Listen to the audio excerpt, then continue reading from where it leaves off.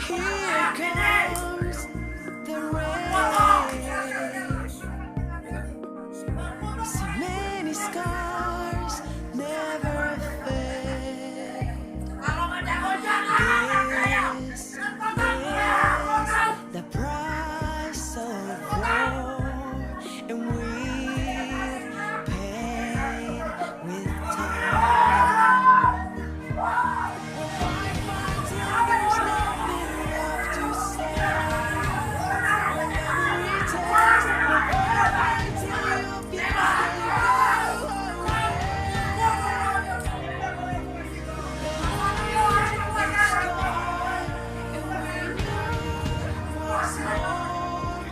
we'll fight until we see another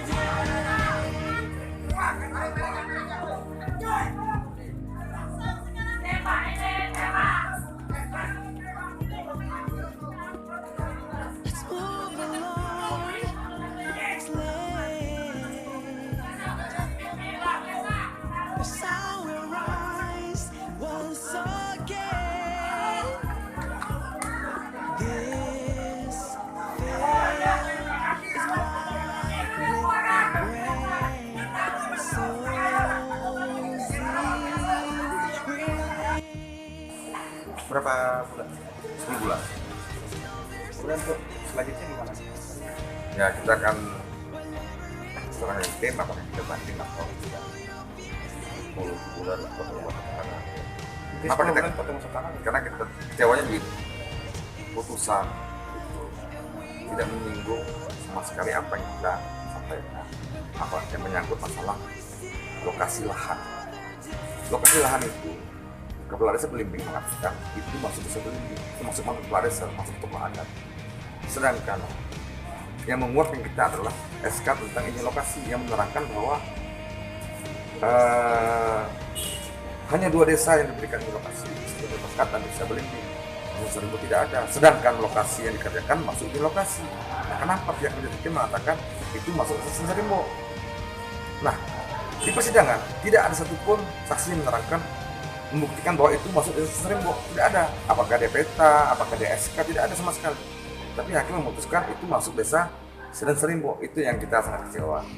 Dan ini persoalan satu nih Pak pengacara, bahwa putusan 10 bulan ini kan merupakan satu tantangan bagi warga masyarakat yang mendukung Pak Petrus, ya kan. Akan tetapi kita ketahui bersama bahwa kronologis kebun tersebut yang notabene tidak punya IPK, apakah betul itu Pak? Ya betul, betul. Semua konfirmasi. Dan izin lokasi juga, Izin lokasi sudah berakhir. udah habis masa Sudah baktinya. berakhir, ya. Jadi konsekuensi aturan undang-undang di sini gimana? Seharusnya dia udah tidak bisa layak lagi untuk sebagai satu usaha karena izin lokasi mereka tidak aktif, tidak ada lagi IPK, tidak ada semuanya. Dokumen mereka tidak punya, benar tidak punya sama sekali.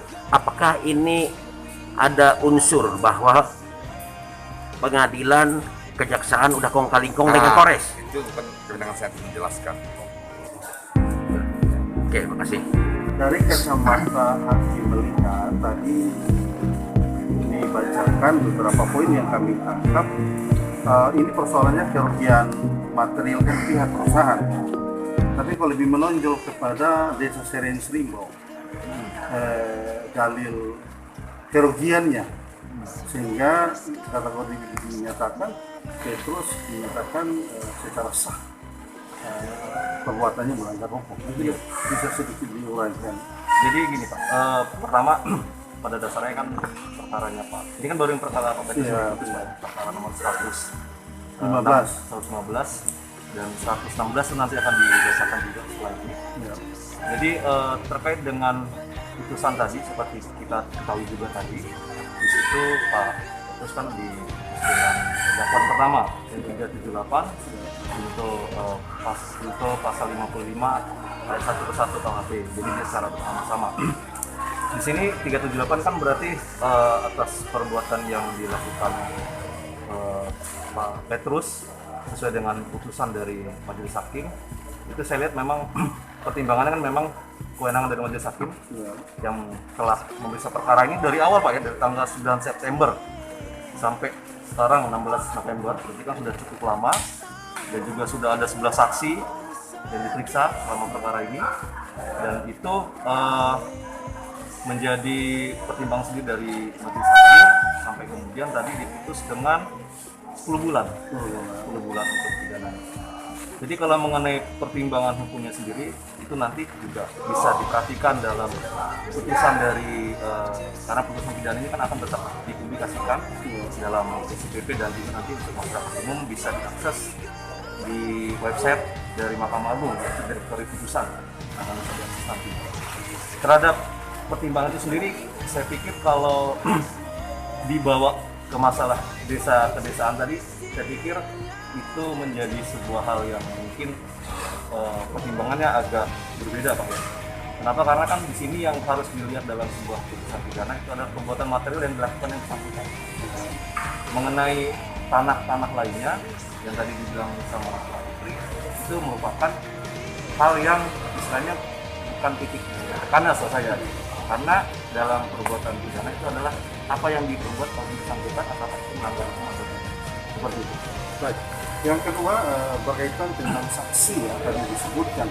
Nah, selama kami mengikuti kasus ini, 11 saksi yang dihadirkan oleh JPU dalam keterangannya di bawah sumpah, justru saksi-saksi ini sama sekali tidak mengantongi kelegalan keterangannya di dalam persidangan, hanya mengaku-ngaku saja. Tentu bisa ini menjadi salah satu poin di dalam putusan hakim sore hari.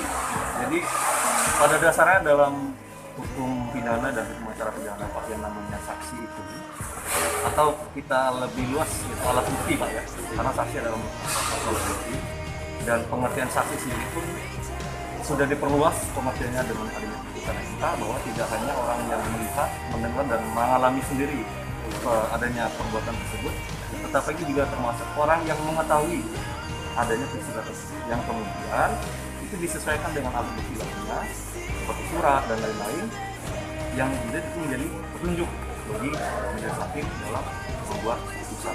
Ya, dia dalam itu akan tetap dipertimbangkan. Kenapa? Karena ketika sebuah alat bukti diajukan harus dipertimbangkan. iya, tapi gini, pidana ini kan selalu kita saksi dan mens rea perbuatannya. Ya. Nah, kami justru dari media ingin mempertanyakan kok pertimbangan majelis hakim justru lebih cenderung kepada keterangan saksi yang tidak bisa membuktikan kelegalan, seperti beberapa saksi yang mereka mengatakan bahwa itu milik Serens Limpo. Tapi tidak punya surat mereka, hanya mengaku-ngaku saja.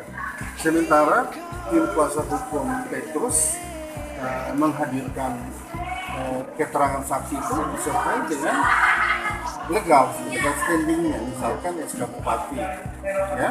Jadi beberapa kali kepala desa Belimbing diajak pertemuan. Nah, ketika itu kepala desa belum mengenal, belum tahu bahwa ada SK. Nah, setelah di persidangan ini baru dia tahu, sehingga di persidangan itu dia cabut keterangannya, baru dia tahu bahwa ternyata lokasi bisa dikatakan 42,3 itu memang ada di dalam izin lokasi atau izin perusahaan, dan memang hanya mendapat izin Belimbing sama 3 marka sesuai SK Bupati nomor 002 ini. Ya. Karena seharusnya hakim harus memilih alat yang sangat dibutuhkan. Jadi gini Pak, pada dasarnya seperti saya sudah sampaikan sebelumnya tadi, bahwa yang menjadi titik berat dalam pemeriksaan sebuah perkara adalah benar atau tidaknya perbuatan dilakukan oleh si terdakwa. Itu utama. Kalau mens rea tadi itu kan itu pengertian dari niatnya sendiri. Jadi kalau terhadap perbuatan dilakukan oleh si terdakwa di sini, itu melihat apa saja yang dilakukan, bukan melihat dari yang di luarnya. Kalau tadi kan sudah bicara konteksnya masalah pertanahan, pemilihan orang lain, padahal yang ini kalau kita lihat 378 berarti itu kan adanya pengaduan orang yang merasa dirugikan. Jadi di situ kan ada enggak perbuatannya yang begini. Jadi kalau mengenai tanah, menurut saya itu sudah di luar dari konteks apa yang dimaksud dalam perkara ini. Baik Pak, mungkin ini juga satu pertanyaan saya, bahwa ini kan bukan satu rahasia umum bahwa lokasi atau proyek atau kebun tersebut itu kan tidak punya IPK. Kalau kita lihat dari Mensos, dari Medsos, dari berbagai surat kabar, kemudian juga kemarin sempat disinggung oleh pengacara. Kemudian izin lokasinya sudah mati. Gimana proses hukumnya? Jadi gini Pak ya, kalau sudah bicara izin, ini saya konfirmasi Ya. lagi itu. Kalau saya kalau dalam perkebunan namanya izin usaha perkebunan, bukan IPK tadi Pak. Ya. Jadi kalau sudah konteks saya keperizinan, itu berarti sudah administrasinya kepada pemerintah daerah setempat. Memang kalau yang saya tahu itu kan awalnya ada izin lokasi untuk kemudian melakukan pembelian lahan dan segala macam, baru kemudian nanti IUP untuk melakukan proses perkebunannya, produksi penanaman segala macam itu sudah. Tapi itu sudah masuk ke administrasi di pemerintah daerah atau pemerintah pusat. Karena kalau IUP selesai kan ada luasan tertentu yang itu masuk kategori kewenangan dari kementerian. Baik. Dan di sini juga kan yang namanya proses hukum. Kalau sudah masuk di pengadilan, yang namanya juga kalau misalnya sudah melawan hukum, kan ada aturan nih Pak. Saya curiga Pak, saya curiga. Tapi curiga ini kan tidak memiliki kekuatan hukum tetap di sini ya kan. Kalau kecurigaan itu kan menduga gitu ya. Iya. Saya menduga bahwa pihak pengadilan, kejaksaan atau sudah diintervensi oleh institusi kepolisian.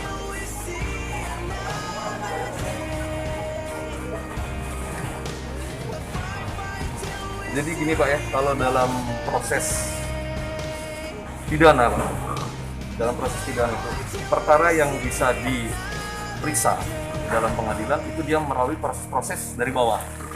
Jadi ketika ada proses penyidikan, penyelidikan, yang kemudian nanti penuntutan di kejaksaan, yang kemudian nanti baru diproses di pengadilan. Jadi kalau misalnya dibilang ada intervensi ya tidak mungkin Pak. Kenapa? Karena kan posisi pengadilan negeri Bengkayang di sini yang juga merupakan perwakilan dari Mahkamah Agung sendiri di Kabupaten Bengkayang untuk wilayah jurisdiksi Kabupaten Bengkayang, itu kita hanya menerima saja Pak berkas perkara yang masuk seperti itu. Jadi ketika misalnya tadi Bapak sampaikan adanya intervensi, itu menurut saya terlalu prematur ya Bapak sampaikan. Gitu ya Pak ya. Justru kita juga bertanya juga nih Pak. Para lawyer ini kan ngobrol sama kita Pak. Jadi yang menjadi acuan dia untuk membela kliennya, jadi seakan-akan tidak digubris. Kira-kira gimana Pak? Kalau itu Pak, yang namanya dalam proses sidang pidana, seperti yang ketahui dari awal kita kan sudah tahu ada namanya proses dakwaan, yang kemudian dilakukan ada yang namanya mengajukan keberatan, yang kemudian memang digunakan sendiri oleh penasihat hukum dari Pak Petrus dan juga 3 terdakwa yang lainnya. Itu yang kemudian dari keberatan tersebut sudah diajukan juga dilakukan putusan sela. Dalam proses saksi pun juga itu semua masing-masing mengajukan saksi-saksi sendiri, baik dari penuntut umum maupun juga dari penasihat hukum. Kemudian kita juga ketahui bahwa pada saat dilakukan penuntutan dari Kejaksaan Negeri, itu kemudian juga ada dilakukan pembelaan dari penasihat hukum seperti itu, yang kemudian ada replik-replik di dalamnya, dan proses itu juga dipertimbangkan dalam putusan dari majelis. Sehingga di sini kita memperhatikan kedua sisinya Pak, tidak boleh hanya salah satu pihak. Baik Pak, ini kan hasil evaluasi kita tadi dengan warga masyarakat yang ada, bahwa hari ini kan mereka mengadukan pengusiran pada karyawan-karyawan yang ada di dalam, karena putusan ini tidak memberikan satu kepuasan kepada warga masyarakat. Gimana nih? Warga hasil evaluasi kita hari ini bersama kelompok masyarakat ini mengatakan akan mengusir karyawan-karyawan yang ada di kebun sana karena ketidakpuasan dengan hasil putusan yang diputuskan oleh Pengadilan Tinggi Kabupaten Bengkayang. Kira-kira apa yang harus Bapak sampaikan kepada warga masyarakat Pak? Jadi pada dasarnya gini Pak, dalam sebuah proses pidana itu ada yang namanya upaya. Upaya itu yang berhak mengajukan adalah terdakwa sendiri, dan kemudian juga dari penuntut umum juga bisa mengajukan upaya hukum dalam jangka waktu 7 hari setelah putusan ini, itu yang bersangkutan bisa mengajukan upaya hukum seperti itu. Baik. Yang terakhir dari saya, lagi-lagi saya menekankan bahwa ini yang mengadukan kan pihak perusahaan. Tapi ya kita dari media melihat hakim tidak terlalu menguraikan tentang perbuatan terdakwa untuk dibuktikan di dalam pasal 378. Tapi justru melebar ke masyarakat secara sivil. Kami juga dari media masih melihat ini sesuatu tanda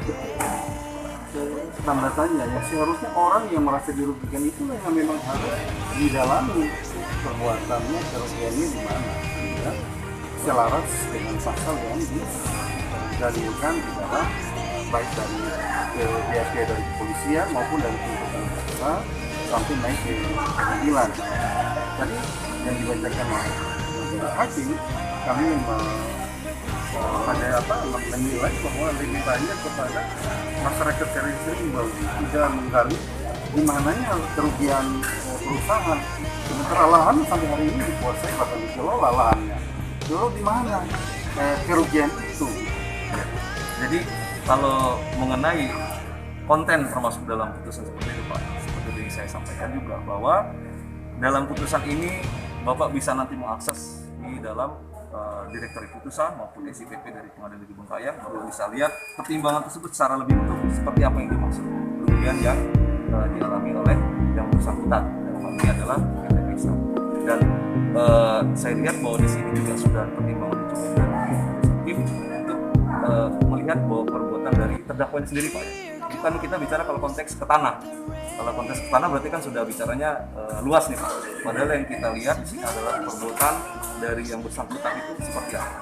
Dan itu sudah memenuhi dari unsur dari pasal 378 untuk pasal 55 ayat 1 bersangkutan.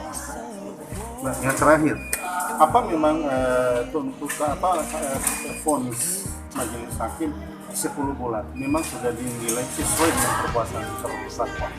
Kalau itu sudah menurut saya sudah 2/3 masuk. dari tuntutan jaksa 1 tahun.